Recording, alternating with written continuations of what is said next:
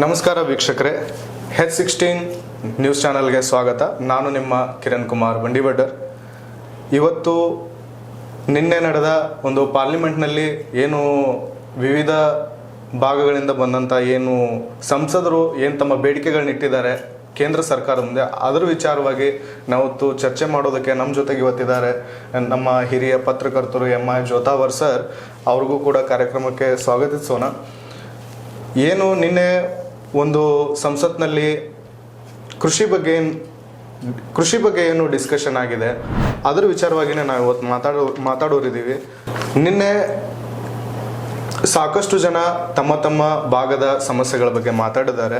ಆದರೆ ಕೃಷಿ ಅಂತ ಬಂದಾಗ ತಾರಿಕ್ ಅನ್ವರ್ ಎಂಬಂಥವರು ಬಿಹಾರ್ ರಾಜ್ಯದ ಕಟಿಹಾರ್ನವರು ಅನಾವೃಷ್ಟಿಯಿಂದ ಏನು ರೈತರಿಗೆ ನಷ್ಟ ಆಗಿದೆ ಅದರ ಸಂಬಂಧವಾಗಿ ಈ ಬೀಜ ಮತ್ತು ಗೊಬ್ಬರಗಳಂಥ ಉಪಯುಕ್ತ ವಸ್ತುಗಳನ್ನು ಕೇಂದ್ರ ಸರ್ಕಾರ ಫ್ರೀ ಅಥವಾ ಸಬ್ಸಿಡಿ ಮೂಲಕ ರೈತರಿಗೆ ವಿತರಣೆ ಮಾಡಬೇಕು ಅಂತ ನಿನ್ನೆ ತಾರಿಕ್ ಅನ್ವರ್ ಅವರು ಹೇಳಿದ್ದಾರೆ. ಇದ್ರ ಬಗ್ಗೆ ತಮ್ಮ ಅಭಿಪ್ರಾಯ ಏನು?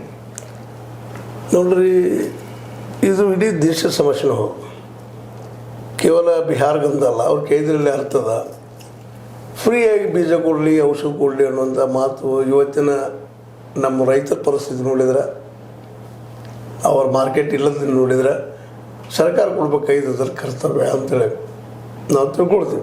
ಅದು ಎಷ್ಟು ಮಟ್ಟಿಗೆ ಕೊಡ್ತಾರೆ ಸರ್ಕಾರ ಏನು ಅಂತ. ಯಾಕಂದ್ರೆ ಕಳೆದ 70-75 ವರ್ಷಗಳಿಂದ ಸ್ವಂತ ಸಿಕ್ಕರು ಸಹಿತ ಇವತ್ತಿಗೆ ನಾವು ನಮ್ಮ ರೈತರಿಗೆ ಅದನ್ನು ಕೊಡಪ್ಪ ಇದನ್ನು ಕೊಡಪ್ಪ ಅದಕ್ಕೆ ವ್ಯವಸ್ಥೆ ತೆಗಿತೀವಿ ಅಂತಂದ್ರೆ ನಾವು ಕೈಗೊಂಡಂಥ ಆರ್ಥಿಕ ಸುಧಾರಣೆಗಳು, ರೈತ ಪರ ಇದ್ದಂಥ ಆರ್ಥಿಕ ಸುಧಾರಣೆಗಳು ಸರಿಯಾಗಿಲ್ಲ ಅಂತ ತೋರಿಸ್ಕೊಡ್ತದೆ. ಮತ್ತು ಪ್ರತಿ ವರ್ಷವೂ ಇಲ್ಲೇ ನೆರೆ ಹಾವಳಿ ಆಗ್ತದೆ, ಅತಿವೃಷ್ಟಿ ಆಗ್ತೈತಿ, ಅನಾವೃಷ್ಟಿ ಆಗ್ತದೆ.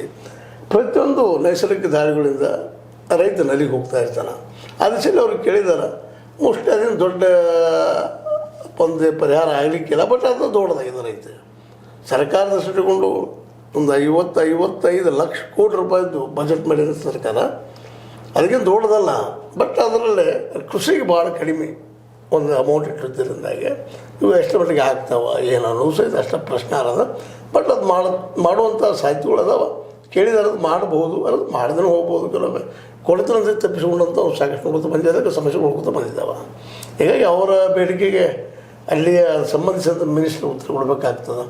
ಮೋಸ್ಟ್ಲಿ ಈಗಂತೂ ಎಸ್ ಅನ್ಬೋದು, ಬೇಡ ಏನೋ ತೊಂದರೆ ಹೇಳ್ಕೊಬೋದು ಅಂತ ಅನಿಸ್ತದೆ.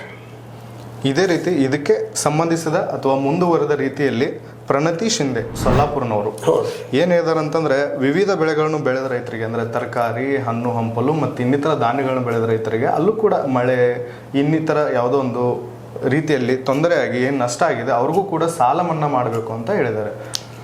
ಇದು ನೋಡ್ರಿ, ಸಾಲ ಮನ್ನಾ ಮಾಡಬೇಕು ಸರಿ ಅದ. ಹೆಚ್ಚು ಕಡಿಮೆ 2-2.5 ಲಕ್ಷ ಕೋಟಿ ರೂಪಾಯಿ ಸಾಲ ಅದ ರೈತರು.